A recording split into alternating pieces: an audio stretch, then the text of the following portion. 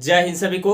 तो चलिए आज हम लोग समझेंगे कि रेलवे में आरपीएफ का जो वैकेंसी आया हुआ था इसमें एनसीएल को लेकर के जो है काफ़ी सारे स्टूडेंट को प्रॉब्लम हो रहा है कि एनसीएल आखिर में जो है कौन सा लगेगा, क्या भारत सरकार से लगेगा या फिर बिहार सरकार से लगेगा या फिर अपना स्टेट सरकार से यहाँ पर लगेगा। दूसरा ये है कि एनसीएल अगर लगेगा तो किससे बनवाना है, ठीक है, वो चीज़ हम समझेंगे आसान से। देखिए बहुत तरीके से अगर जो यहाँ पर 6-7 अधिकारी से आप बना सकते हैं, किसी न किसी अधिकारी से अगर जो अवेलेबल है उससे आप बना सकते हैं। उसका जो है यहाँ पर हम बताएंगे बारी बारी से, ठीक है।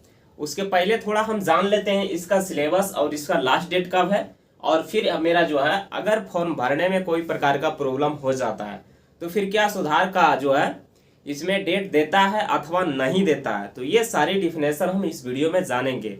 और आप लोग को बता दें कि एक बार चैनल को जो है सब्सक्राइब करके जुड़ जाइए, क्योंकि आने वाले जितने भी सरकारी गवर्नमेंट का नोटिफिकेशन है हम आपके पास जरूर लाएंगे, ठीक है। तो चलिए हम वीडियो को शुरू कर देते हैं और एक बार लाइक जरूर कीजिएगा, ठीक है। तो पहले उससे पहले हम जानने से आप पहले देख लीजिए इसका जो है आवेदन प्रारंभ तिथि का से हुआ था। तो यहाँ पर देखिए 15/4/2024 से ये जो है प्रारंभ हो गया था। जो यहाँ पर 2 कैटेगरी का फॉर्म आया था, एक कांस्टेबल का था और एक एसआई का था।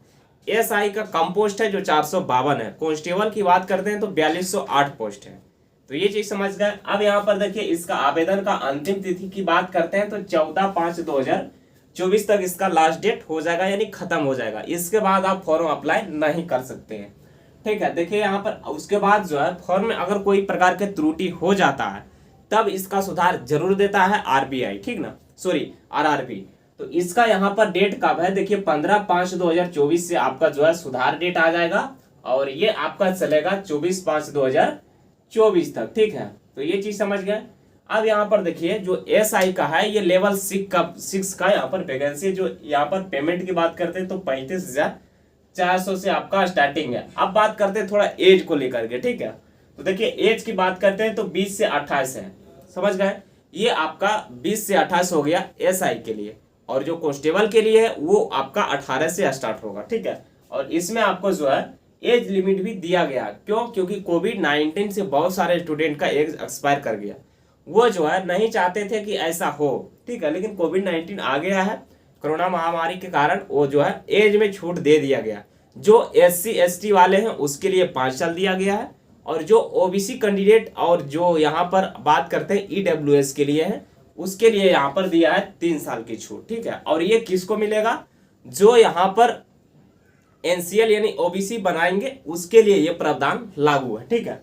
यहाँ पर देख लिए। अब यहाँ पर देखिए अब आपका आयु गणना कहाँ से कहाँ तक किया जाएगा ये भी समझना है। तो देखिए आयु सीमा की बात करते हैं तो 1/7/2024 तक आपका जो है यहाँ पर आयु गणना किया जाएगा, ठीक है। ये मैक्सिमम हो गया। अब यहाँ पर देख लीजिए आपका पहले क्या था, एसआई में 20 से 25 था, लेकिन इसको बढ़ा करके कर दिया था 20 से 28, ठीक है। यहाँ पर देख लीजिए। अब यहाँ पर इसका थोड़ा देख लेते हैं सिलेबस और थोड़ा रनिंग देख लेते हैं, ठीक है। देखिए यहाँ पर इसका सिलेबस रनिंग की बात करते हैं उससे पहले सिलेबस देख लीजिए। आपका जो है इसमें टोटल 120 प्रश्न आपका पूछा जाएगा, ठीक है, जिसमें आपका 90 मिनट का टाइम दिया जाएगा और 1/3 आपका नेगेटिव रहेगा, ठीक है। ये चीज समझ गए। और ये आपका कंप्यूटर बेस्ड आधारित प्रश्न होगा जो MCQ दिया जाएगा, ठीक है। यहाँ पर देख लीजिए। अब बात करते हैं कि ये सिलेबस में कौन कौन सा जो है सब्जेक्ट शामिल है और कितने प्रश्न सब्जेक्ट से पूछा जाता है, ठीक है। देखिए मैथ की बात करते हैं तो ये आपका 35 प्रश्न रहता है, ठीक है। रीजनिंग की बात करते हैं तो वो भी आपका 35 प्रश्न रहता है, ठीक है। अब यहाँ पर देखिए जो कांस्टेबल है इसमें जो है आपका अर्थमेटिक से ही प्रश्न ज्यादा पूछे जाते हैं जो मैथ का हो गया, ठीक है। रीजनिंग की बात करते हैं तो ये 35 है।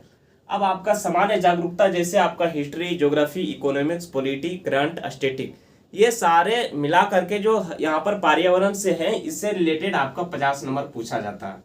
इसलिए मेरा टोटल 120 प्रश्न होते हैं और 120 अंक का होते हैं। ये चीज समझ गए। थोड़ा हम इसमें समझेंगे रनिंग को लेकर के, ठीक है।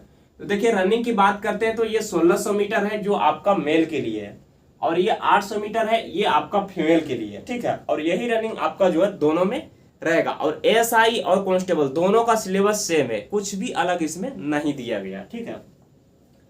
देखिए जो 1600 मीटर रनिंग मेल के लिए करेंगे वो आपका 6 मिनट 30 सेकंड दिया जाएगा, ठीक है। जो 800 मीटर फीमेल के लिए करेंगे उसको 4 मिनट यहाँ पर दिया जाएगा। अब हाइट की बात करते हैं, जो ऊंचाई हम लोग करते हैं, तो देखिए ओबीसी और जनरल के लिए यहाँ पर 1.65 है जो आपका मेल के लिए है। फीमेल की बात करते हैं तो 1.57 है, ठीक है, ये ओबीसी और जनरल के लिए है।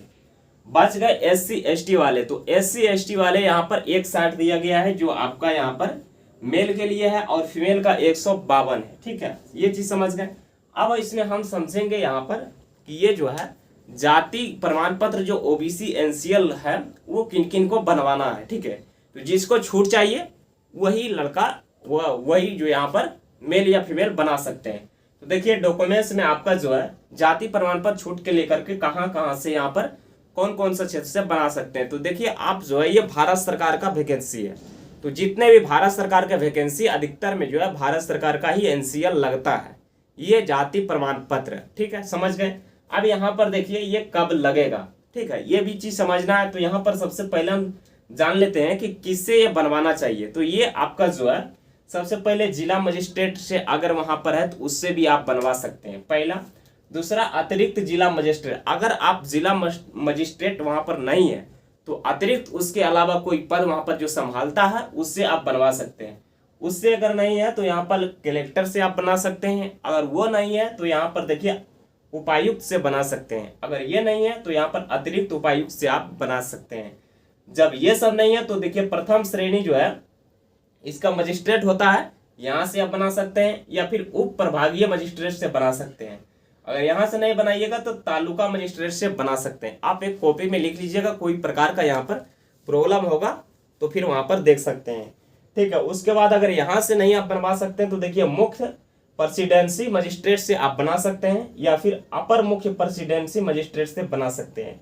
अगर ये सबसे नहीं तो देखिए राजस्व अधिकारी जो यहाँ पर तहसीलदार से ऊपर पोस्ट पर रहते हैं, ठीक है, उससे आप यहाँ पर बनवा सकते हैं। और ये एनसीएल बनता है किसके लिए, तो यहाँ पर एससी एसटी ओबीसी के लिए आप एनसीएल बना सकते हैं। तो ये संपूर्ण जानकारी आप इस वीडियो में पा लिए हैं, और अगर अच्छा लगा तो जरूर जुड़िएगा, ठीक है। फिर हम लोग मिलेंगे नेक्स्ट वीडियो में। सभी को जय हिंद।